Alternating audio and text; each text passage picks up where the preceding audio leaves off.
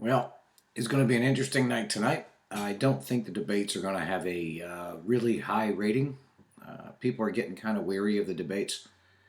If the Hermanos Corbanos come through and actually do what they're supposed to be doing right now and have a little fireworks, then perhaps the next debate will have a higher rating. But there'll be a lot of people looking. Uh, the Cruz and Rubio have got to start attacking up. If they don't attack up tonight and attack effectively, they're both perfectly capable of doing so. Then Donald Trump is going to win the nomination. Once we get into Super Tuesday, if he's still developing this huge, blind, mindless following that he's getting, then we have to resign ourselves to the fact that we're going to have a rich professional crybaby as president, which would be better than a socialist or a felon, but just the same, I'd like to not have to make that choice. Uh, the trouble with Trump isn't the fact that he speaks his mind. The trouble is when he searches his mind for something to say, what he finds there. It's very easy to counter a person like Donald Trump, especially on a debate stage, but you have to be willing to look like the bad guy. You have to be willing to hit hard and say, that's not an argument. When Trump screams, you're a big liar, you're a big, big liar, you so lie so much, the guy standing across the stage has to say, that's not an argument. That's the stupidest thing I've ever heard. You sound like one of your Twitter announcements. You Twitter like a high school girl. Now, why don't you come across with a real, honest, basic, well thought argument? And then don't talk. Don't even interrupt them. I believe that Trump is not capable of conversation or debate or argument on that level. Contrary to a lot of the hoax memes out there, he's not a genius.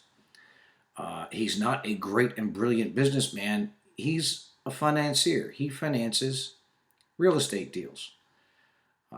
He gets to approve marble floors and nice curtains, or he has one of his trophy wives do that for him. He does all the face man work. I got to give him that. You know, he'll schmooze the buyer on a golf course while other people are actually doing the real work and negotiating the deal, performing the art of the deal. It's not Donald doing it, it's his people.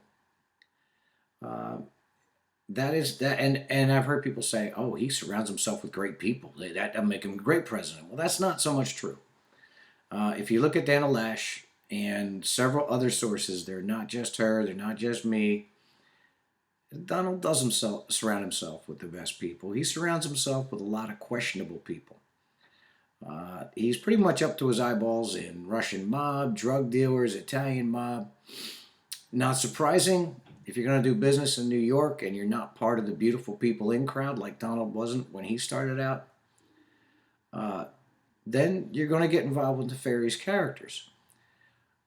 But only in our reality TV, Twitter world, in a world where adults hang on the edge of their seat waiting for the next zombie show to come around or binge watching their zombie shows on Hulu, only in that world can we say, well, yeah, he's a crybaby, and yeah, he doesn't know how to form an argument, and yeah, he twitters and has Twitter fights with Rosie O'Donnell, but he's not politically correct, so we have to vote for him. He says fuck on TV. We have to vote for him. Oh God. That's not a reason to put somebody in the Oval Office. None of those are. Um, the bottom line is we need to, as I say in the book, stop selling our vote so cheaply. We need to make demands, and there's not been a single demand of any substance made of Donald Trump to date. The press is carrying him. The press wants him to win so bad that when it finally rolls around, if he's nominated, they're going to tear him to pieces. One thing I did say in the book, and as I mentioned earlier, the first two chapters are dedicated to get loud, touch noses, be yourself, be honest, and don't be afraid to shock people, and don't be afraid of controversy. Controversy is your friend. But the next rule of thumb in that book is the truth is also your friend. Finally, the rest of the book is dedicated to the premise, that you must have an argument. You must actually have a point. Right now, multitudes of people are selling their vote to Donald Trump, who has yet to make a valid point. He also speaks against the desires of most of these people. If you read what they say, oh, he's a great conservative. I'm voting for him because he's conservative. He's not. He's not. Donald Trump is not a conservative. Donald Trump is to the left of center. He's not a socialist. He's not like Hillary. He's not like Bernie. But he damn sure isn't like Reagan. He damn sure isn't like anybody. He's not Eisenhower. He's not a conservative. He's not a free market guy. He's a crony capitalist guy. It is the nature of his being. It's everything he's done for years. He likes the mandate. He said last Friday that he likes the Obamacare mandate. Why? Because we don't want people dying in the streets. We don't want to see people dying in the streets. That was his argument. It's a stupid argument. The only people we have dying in the streets are schizophrenic or destroyed their minds with chemicals. So they should be in institutions, but we can't do that anymore. That's against the law. Thank you, Ted Kennedy. Those are the people that die in the streets. Somebody gets an infection. They don't die in the street. They get treated. And the system absorbs it. And we would do a lot better job absorbing it if we had a free market medical system instead of this government monstrosity. The mandate, the thing that makes the next step toward single payer work, is what Donald Trump likes.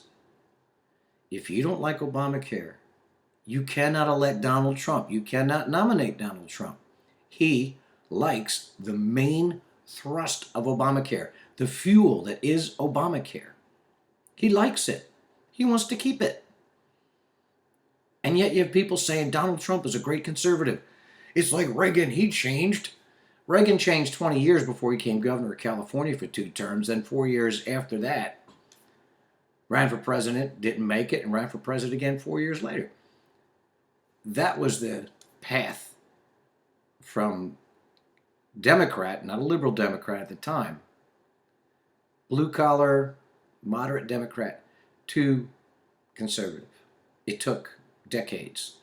Donald Trump was spending money to defeat Tea Party-backed candidates 2 years ago. This is not an evolution. This is a change of convenience. This is, I think it's time, next time around I'm going to run for president, I'm going to start pretending I'm a conservative. And then I'll run for president and I'll try to get the Republican vote. He's still either a charlatan, a fly in the ointment, looking to destroy the Republican Party, tear it apart, or he's just a man that's not bright enough to be president. But he hasn't sold me. He could try. He could perhaps become that guy, but he hasn't sold me. We'll have more. I'm going to watch the debate tonight. Maybe I'll do some commentary, running commentary as the debate goes on.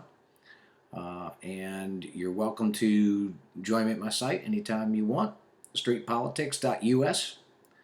And we'll see you guys later.